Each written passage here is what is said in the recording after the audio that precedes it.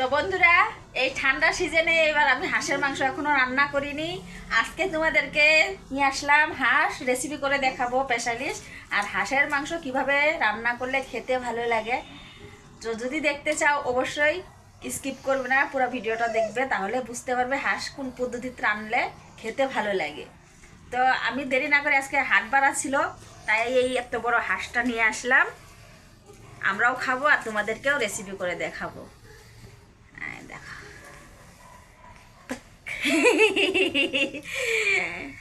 হাঁস তো আমি পালি না, তার জন্যেই লোকাল মুরগি তো পালা হয়, খাওয়া হয়, কিন্তু আমার খেতে ভালো লাগে না পারলে। তো এটা বাজার থেকে নিয়ে আসলাম আজকে, হাটবার ছিল। আর এটা হাঁসা না, তো এখনও ডিম দেয়নি। এটাও দুর্দান্ত টেস্টও হবে আর তেলও হবে বেশ। তো এখন কাটতে দিয়ে দিই দাদাভাইকে, তারপরে রান্নাটা শুরু করব। হাঁসের মাংস নাকি পুরানোর সময় একটু তেল হলুদ মেখে পুরালে নাকি ভালো হয়, তাই তোমার দাদা বললো একটু হলুদ তেল দিতে। তারপর দেখো সুন্দর করে হলুদ তেলটা একদম হাঁসের গায়ে লাগিয়ে নিচ্ছে। কিন্তু হাঁসটা যতটা বড় দেখা গেছিল, চুলার পরে কিন্তু অনেকটাই ছোট দেখা যাচ্ছে। তবে এখন ঠান্ডার সিজন, হাঁসে কিন্তু প্রচুর তেল হয়ে যায়। আর ঠান্ডার সিজনেই হাঁসের মাংস খেতে অসাধারণ টেস্ট হয়। ভাতের সঙ্গে বলো, খিচুড়ি, পরোটা, রুটি, যে কোনো সঙ্গে এই রেসিপি কিন্তু দুর্দান্ত টেস্ট হয়। তারপরে ভালো করে একদম মেখে ঘষে ঘষে একদম হাতে পায়ে লাগিয়ে একদম সরাসরি আগুনে দিয়ে দিল। তারপরে যে লুমগুলো দেখতে পাচ্ছ, সেই লুমগুলো পোড়ানোর জন্যই কিন্তু মাংসটা পোড়ানো হচ্ছে। এমনিতে যেরকম আমরা মুরগি, কবুতর পোড়ানোর সময় পোড়ানো হয়, কিন্তু খুঁটিগুলো চটবাজে কিন্তু জ্বলে যায়। কিন্তু এই হাঁসটা একটু পোড়াতে সময় লেগেছে, কারণ এর মধ্যে প্রচুর খুঁটি খুঁটি, শরীরের মধ্যে পুরো লুমলুম আছিল ছোট ছোট, সেগুলো একদম সুন্দর করে পুড়িয়ে নিচ্ছে। আর দেখো দেখতে দেখতে কিন্তু মাংসটা একদম সুন্দর একটা কালার এসে গেছে। আর হলুদ দেওয়ার কারণে কিন্তু অনেক সুন্দর দেখা যাচ্ছে। এদিকে দেখো সুন্দরভাবে পুরানো হয়ে গেছে, আর একদম তেলগুলো দেখো চুপচুপিয়ে মানে উঠা শুরু হয়ে গেছে। তো ঘুরিয়ে ঘাড়িয়ে একদম সুন্দর করে জ্বলিয়ে নিচ্ছে, যাতে গায়ে কোনো লুম না থাকে। তারপরেও দেখো তেলগুলো এদিক দিয়ে পড়ে যাচ্ছে, এতটা তেল চিপচিপা করে উঠেছে। আর যখন হলুদ তেল মেখেছিল, সামান্য একটু হলুদ দিয়ে তেল দিয়ে মেখেছিল, আর এখন দেখো বর্তমান কত তেল বেরিয়ে গেছে। তো এই করে ঘুরিয়ে ঘুরিয়ে সুন্দর করে জ্বালিয়ে নিতে হবে, না হলে এগুলো যদি লুম থাকে তাহলে কিন্তু পেটের সমস্যা হতে পারে খেলে। তাই একদম সুন্দর করে পুড়িয়ে ছুরিয়ে তারপরে এটাকে পিস করতে হবে। তো তোমার দাদাভাই ভালো করে পুড়িয়ে নিয়ে যখন পিস করে নিয়ে আসছে, তখন আমি গেলাম, যে দেখলাম না পিসগুলো কতটুকু সাইজ করতে বললাম ততটুকুই করছে। আর হাঁসটা যখন কেটেছিল, ভিতরে দেখলাম হলুদ হলুদ একদম তেল হয়ে গেছে হাঁসের গায়ে। তবে বন্ধুরা, এটা এখনও ডিম হয়নি, একদম বাচ্চা হাঁস ছিল, তার কারণেই কিন্তু লুমটা প্রচুর ছিল। আর হচ্ছে গিয়ে যদি বড় হাঁস হতো, এতটা লুম কিন্তু হয় না। এর আগেও হাঁস কেটেছে, তবে এত টাইম লাগেনি, এবার একটু টাইম লেগেছে কারণ লুমগুলো প্রচুর ছিল। তো দেখো মাংসটা একদম লাল, কি সুন্দর ফ্রেশ মাংস। আর তেলগুলো দেখো একদম খুব সুন্দর হলুদ হলুদ তেল। আর এদিকে আমি ঘরে বসে বসে সমস্ত কিছু রেডি করে নিয়েছিলাম। আলু কেটে নিয়েছিলাম, নতুন আলু, আর নিয়েছি কাঁচা লঙ্কা, বেশি করে নিয়েছি শুকনো লঙ্কা, আর নিয়েছি রসুন, ছুলেও নিয়েছি, গোটা রসুনও নিয়েছি। তো এখন আলুগুলো সবার প্রথমে ভেজে নেবে। আজকে রান্নাটা করবে তোমার দাদাভাই, আর আমি পাশে বসে বসে দেখছিলাম ওই কীভাবে রান্না করছে। তো হাঁসের মাংস কিন্তু রান্না করার তরিকাতেই হাঁসের মাংসটা খেতে ভালো লাগে। তো আজকের যে প্রসেসটা তোমাদেরকে দেখিয়ে দিচ্ছি, এই প্রসেসে রান্না করে খেয়ে দেখবে ভীষণ কিন্তু ভালো লাগে। তো আলুর মধ্যে আর কিছু দেওয়া হবে না, সামান্য একটু নুন দিয়ে আলুগুলোকে একদম খুব লাল করে সুন্দর করে ভেজে নেবে। তবে আজকে রান্নার প্রসেসটা একদমই আলাদা, আর তার জন্যে তোমাদের সাথেও শেয়ার করলাম। এবার আলুগুলো লাল লাল করে ভেজে নিয়েছে, আলুগুলো উঠিয়ে নিচ্ছে একটা থালের মধ্যে সরাসরি। আর সেই আলু ভাজা তেলের মধ্যে দিয়ে দিচ্ছে শুকনো লঙ্কা, আধা চামচের মতন দিয়ে দিবে এখন গোটা জিরে। তারপরে চটপট করে যখন জিরেগুলো ফুটে উঠবে আর লঙ্কাগুলো একটু কালো কালো হয়ে যাবে, তারপরে বাকি জিনিসগুলো অ্যাড করতে হবে। তো মিনিট দুয়েকের মতন এটা জিরা, গোটা জিরা আর লঙ্কাটাকে কালো কালো করে ভেজে নিতে হবে। তারপরে দিয়ে দিল তেজপাতা। এই তেজপাতাটাও একটু কালো হতে দেব, তবে বেশি কালো হয়ে গেলে কিন্তু আমার একদমই ভালো লাগে না, তাই তেজপাতাটা একটু ধীরে করে দিয়েছে।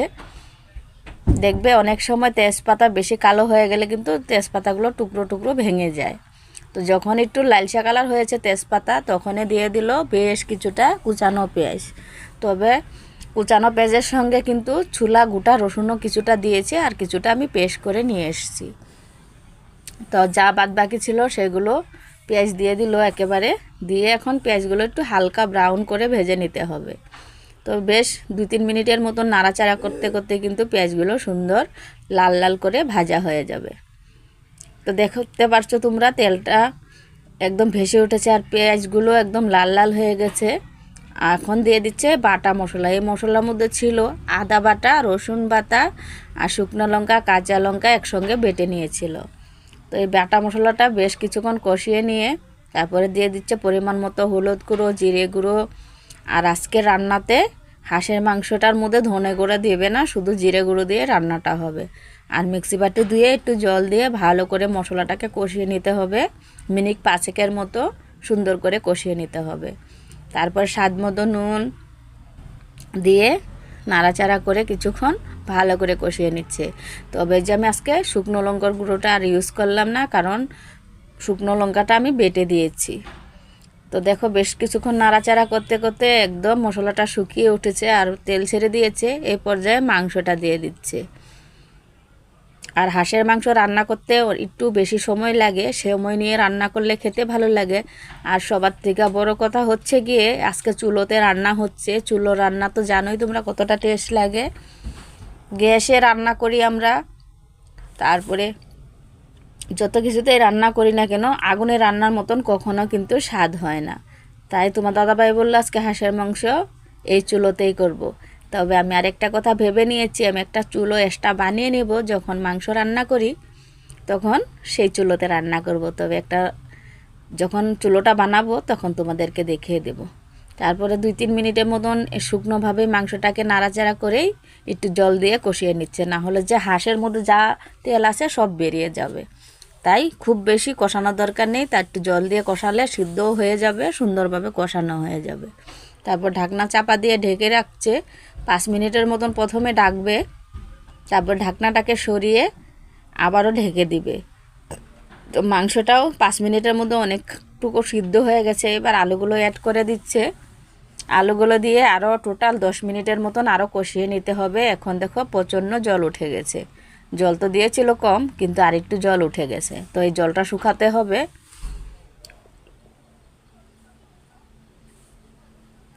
এরপরে আবার ঢাকনা চাপা দিয়ে 10 মিনিটের জন্য রেখে দেবে, কিন্তু মাঝে মধ্যে ঢাকনা সরিয়ে নেড়ে দিতে হবে, না হলে কি হবে যে নিচ দিকটা কিন্তু লেগে যেতে সম্ভাবনা হয়।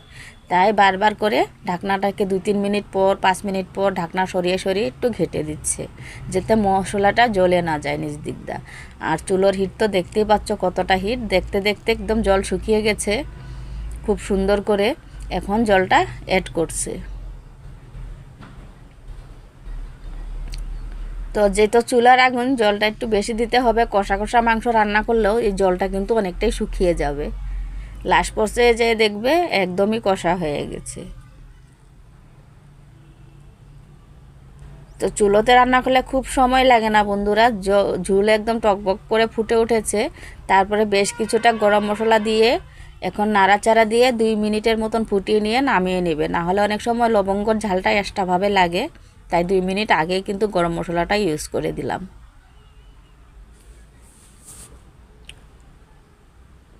এবার দেখো সবজির কালারটা কত সুন্দর হয়েছে আর ঝুলটা কতটা শুকিয়ে গেছে, আর আলুগুলো কিন্তু খুব সুন্দর সিদ্ধ হয়েছে। আর মাংসর যে তেলটা উপরে ভেসে উঠেছে, কালারটা কিন্তু দুর্দান্ত লাগছে। ঠান্ডা হলে কিন্তু আরও সুন্দর হয়ে যাবে। তবে এখন নামিয়ে নেব। তো নামিয়ে নেওয়ার পরে দেখো সবজির কালারটা একবার দেখো কত সুন্দর হয়েছে কালারটা। আর এই শীতকালে থাকতে থাকতে একবার হলেও হাঁসের মাংসটা খেয়ে দেখো, ভীষণই ভালো লাগে। মানে আমরা খাসির মাংস মুরগির মাংস তো অনেক খাই, হাঁসের মাংস যারা না খাও একবার এইভাবে প্রসেসে রান্না করে খেয়ে দেখো, ভীষণ ভালো লাগবে। আর দেখো কতটা তেল হয়েছে, লাগছে কিন্তু এগুলো ঝোল, কিন্তু না দেখো কত তেল। আর এটা যখন জমে যাবে তখন কিন্তু একটা দারুণ টেস্ট হবে। আর গরম ভাতের সঙ্গে এখন পরিবেশন করব আমরা। যেহেতু রুটি পরোটা আমরা অতটা খাই না, আমাদের বাঙালি 4টা ভাত খেলেই একদম মন তৃপ্তি করে খেতে পারি, তাই ভাতের সঙ্গেই খাবো। তো আজকের রেসিপি আশা করছি সকলের ভালো লেগেছে। যদি ভালো লেগে থাকে অবশ্যই আমার চ্যানেলটাকে সাবস্ক্রাইব করে নেবে, ইউটিউব থেকে দেখে থাকলে।